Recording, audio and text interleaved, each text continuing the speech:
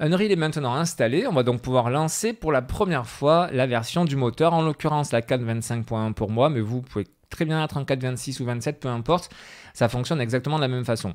Donc j'appuie sur le bouton lancer, ça exécute le moteur. Alors précision, la première fois que vous allez faire ça, ça va prendre du temps, ça peut prendre 1 à 2 minutes parce qu'il faut que ça installe des prérequis pour pouvoir faire tourner Unreal. Et du coup, quand vous faites ça, vous avez un pop-up qui apparaît, je vous dis au bout de pas mal de secondes, voire minutes, pour pouvoir lancer l'installation. Vous validez et ensuite vous tomberez sur cet écran. Donc la première fenêtre, qu'est-ce que nous demande? Je vais passer en plein écran. Qu'est-ce que nous demande Unreal? En fait, il nous dit, ok, est-ce que vous avez des projets récents? Pour l'instant, non. Par contre, quand on en aura, ils apparaîtront ici, quand vous aurez créé vos premiers projets, pour directement pouvoir les ouvrir. Et ici, on peut créer donc de nouveaux projets. Est-ce qu'on est en train de faire un jeu ou est-ce qu'on est en train de créer un projet pour un autre type justement d'activité? Nous, ce qui nous intéresse pour l'instant, c'est le jeu. Donc on sélectionne Games et on peut cliquer sur Next. Ensuite, on nous demande quel template on souhaite utiliser. Et là, vous allez voir, c'est super intéressant. Effectivement, quand on crée un projet, Unreal nous donne la possibilité de partir d'un template pour gagner du temps, tout simplement, et pour bénéficier de plein de choses qui ont déjà été créées par Epic Games. Parce que la grande chance d'utiliser le moteur graphique Unreal, c'est que Unreal existe depuis maintenant pas mal de temps, que la société qui développe Unreal, c'est-à-dire Epic Games, est également éditrice de jeux vidéo. Elle crée des jeux vidéo. Et du coup, elle a créé notamment Fortnite, elle a créé d'autres jeux par le passé. Je ne vais pas tous les citer, je vais prendre toujours les plus récents en mémoire. Mais du coup, Unreal Tournament pour ne pas le citer. Mais du coup, ça permet de bénéficier de toutes les fonctions qui ont déjà été créées par Epic Games au sein d'autres jeux et ils nous en font bénéficier directement dans Unreal. Donc là, par exemple, quand je vais choisir un projet type First Person, donc FPS, bien, vous voyez dans le visuel qui est ici, on voit ce qu'on va avoir en créant le projet. On aura déjà une arme, on aura déjà les mains du personnage qui tiennent l'arme, le personnage qui va pouvoir se déplacer. On va avoir, et tout ça est décrit ici, une gestion des projectiles. Donc quand on va tirer, ça va taper sur les éléments. Et ces éléments, pour certains d'entre eux, vont avoir la physique d'activer. Et donc nos cubes vont tomber, vont bouger quand il va y avoir un impact de balle. Tout ça, pourquoi est-ce qu'on peut en bénéficier? Comme je vous le disais, Epic crée des jeux, et donc du coup, ils nous font bénéficier de ça. À nouveau, je vous le répéterai plein de fois, mais Fortnite, même s'ils n'ont pas attendu Fortnite pour faire ça, mais que ce soit Fortnite ou les autres jeux qu'ils ont créés, en gros, ce sont de grosses bases de tests, on bénéficie de ça. Donc, on a quand même une chance assez grande avec Unreal de pouvoir bénéficier de toute l'expertise d'Epic Games. Donc, ça, c'est vraiment cool. Et là, justement, le FPS, Epic s'est dit, ok, en FPS, on a toujours des mains qui tiennent une arme, on a toujours des projectiles qui partent, on a toujours une gestion de la physique, etc. Donc, ça, plutôt que de le recoder à chaque fois, non, on va le mettre disponible de base au sein du moteur. Comme ça, quiconque souhaite créer un jeu type FPS bénéficiera de tout ça. Et ce que je suis en train de vous dire, ça marche aussi pour les jeux de type aviation. Donc je suis en train de voler, j'ai un vaisseau, du coup j'ai mon vaisseau qui peut voler. Tout ça, c'est déjà prédéfini dans Unreal. Même chose pour tous les autres types de jeux. Pour les TPS, c'est la même chose. Donc les jeux à la troisième personne. Si vous voulez un jeu où vous allez conduire une voiture, eh bien même chose. Vous avez tout ce qui est en rapport avec le déplacement d'une voiture, donc la gestion des roues, de la physique d'une voiture, tout ça. Tout est déjà implémenté dans Unreal Engine, que vous pouvez bien entendu paramétrer, personnaliser, mais toute la base est déjà là. C'est hallucinant. Ce sont des heures, des jours, des semaines et des mois de boulot que représente là tout ce contenu qui est ici et qui fonctionne extrêmement bien.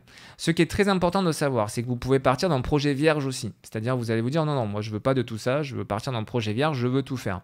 Mais sachez que, dans tous les cas, que vous partiez d'un projet totalement vierge, ou que vous partiez par exemple d'un projet de type FPS, à tout moment, vous allez pouvoir inclure n'importe lequel ou n'importe lesquels, donc au pluriel, de ces templates dans votre jeu. Donc je peux vraiment partir d'un FPS, je prends ce template, j'ouvre mon projet, je commence à coder. Et si demain je me dis mince, mais finalement mon personnage, j'aimerais bien qu'il rentre dans une voiture, pas de souci. Vous pouvez très bien importer dans votre projet en cours le template véhicule. Et du coup, vous pourrez bénéficier de ça. Si en plus d'avoir le FPS et en plus d'avoir la possibilité de gérer un véhicule, vous voulez demain que votre personnage puisse aussi voler, pas de souci. Dans votre projet FPS, vous allez inclure aussi, vous allez télécharger le template flying et ça vous permettra de bénéficier de tout ceci. Donc, vous voyez, à aucun moment, même si vous faites une sélection de templates ici, à aucun moment vous vous enfermez dans quelque chose. C'est très important de l'avoir en tête. Autre chose aussi, quand vous allez sélectionner un template, ça veut dire quoi? Vous avez ici la description de chaque template qui est fait. Ça veut donc dire que vous allez bénéficier de tout un tas de classes et de fonctions. Ce sont des termes sur lesquels on reviendra par la suite. Si vous n'avez jamais développer, peu importe le langage, ce que je suis en train de vous dire ne vous parle pas, des classes, des fonctions, on ne sait pas trop ce que c'est. Vous allez voir, on y viendra rapidement dessus.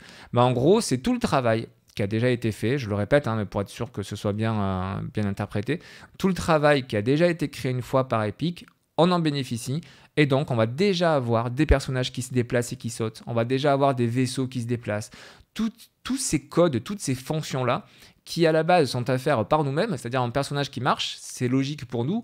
Pour un moteur graphique, c'est absolument pas logique. Il faut importer quelque chose qui ressemble à un personnage. Il faut ensuite lui faire bouger ses jambes d'une certaine façon.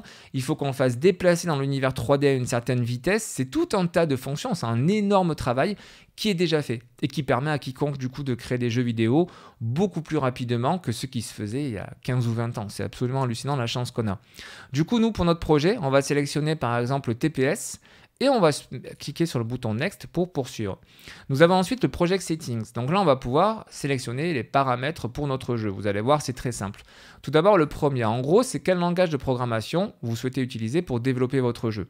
Il y en a deux dans Unreal Engine. Il y a celui qui est en ligne de code, qui est le C++, qui est le plus performant et le plus complet, mais qui nécessite de savoir coder en C++, donc de connaître ce langage de programmation, et qui est plus lourd que le Blueprint, étant donné qu'il y a toute une syntaxe, comme n'importe quel langage de programmation en ligne de code, qui est à connaître. Finir toutes nos lignes par un point-virgule, mettre des parenthèses pour passer des paramètres, etc. Bref, des choses qui, nous, ne vont pas nous intéresser, puisqu'on va, dans un premier temps en tout cas, puisqu'on va utiliser ici le Blueprint.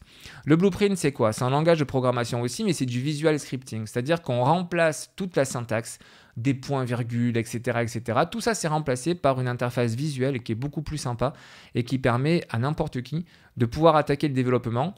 Il y a déjà beaucoup de choses à apprendre quand on s'attaque au développement. Et bien ça nous permet de nous affranchir de la syntaxe et c'est pas plus mal. Vous verrez tout ça dans quelques vidéos.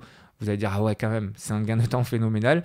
Et surtout, même si je vous disais que le C++ est le plus performant, en Blueprint, vous pouvez très bien créer des jeux complets sans problème, performants, les vendre et connaître le succès avec vos jeux. En tout cas, je vous le souhaite. Mais quand je dis succès, c'est pas forcément faire des millions d'euros de chiffre d'affaires. Hein.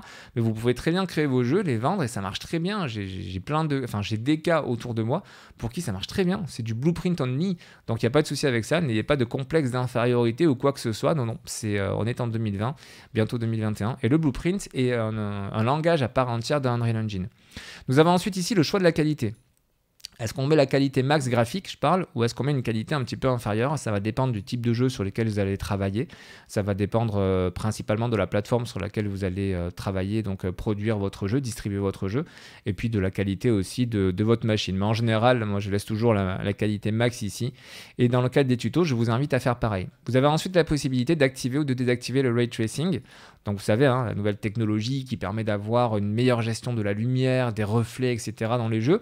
Je n'ai pas la technologie, j'ai pas de carte graphique RTX, donc du coup, je le disabled. Je vous invite à le désactiver aussi pour l'instant, en tout cas dans le cadre de cette formation.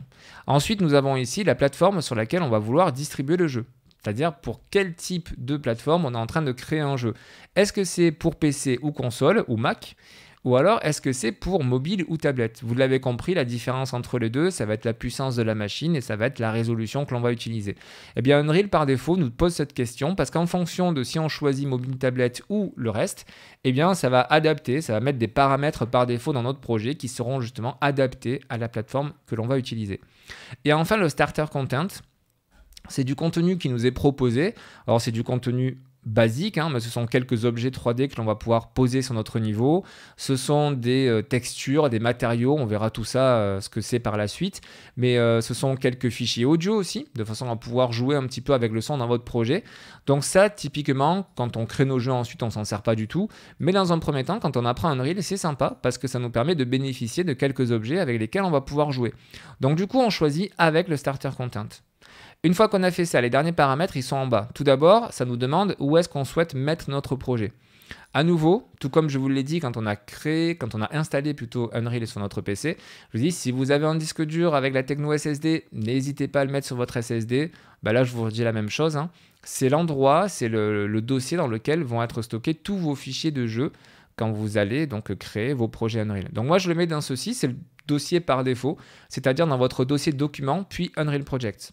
Et tous vos jeux vont être dans ce dossier Unreal Project. Et justement, Ici, ce sera le nom du sous-dossier, c'est-à-dire quel est le nom que vous allez donner à votre jeu. Donc, vous voyez que par défaut, ça s'appelle My Project. Moi, je vais taper mon premier, je vais tout mettre en lettres, mon premier projet. Vous pouvez l'appeler comme vous voulez. Précision par rapport à ça, c'est très intéressant. Évitez, de toute façon vous ne pourrez pas, de mettre par exemple des espaces. Vous voyez qu'en bas à gauche, j'ai un message, une petite alerte qui me dit comme quoi les noms des projets ne peuvent pas contenir d'espace. Donc vous ne mettez pas d'espace et évitez, je vous le répéterai à plusieurs reprises, de façon générale dans votre code, évitez les caractères spéciaux, les espaces, donc tout ce qui est voilà, les cédilles, les caractères accentués, tout ça, évitez au maximum. Favorisez toujours tout attaché et sans caractères spéciaux. Maintenant qu'on a créé donc notre nom de projet qui s'appellera mon premier projet, on peut cliquer sur le bouton Create Project et là c'est en train de créer donc notre projet et c'est en train du coup de l'ouvrir dans notre éditeur, donc ça ouvre le moteur pour la première fois avec notre premier projet. Voici à quoi ressemble l'interface et je vous invite dans la vidéo suivante à prendre connaissance de cette interface.